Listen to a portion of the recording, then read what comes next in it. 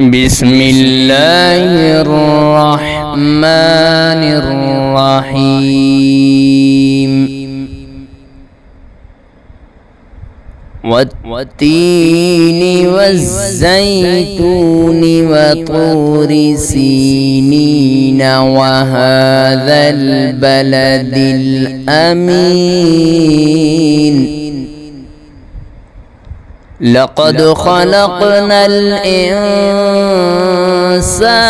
في أحسن تقويم ثم رددناه أسفل سافلين إلا الذين آمنوا وعملوا الصالحات فلهم أجر غير ممنون. فما يكذبك بعد بالدين؟ أليس الله بأحكم الحاكمين؟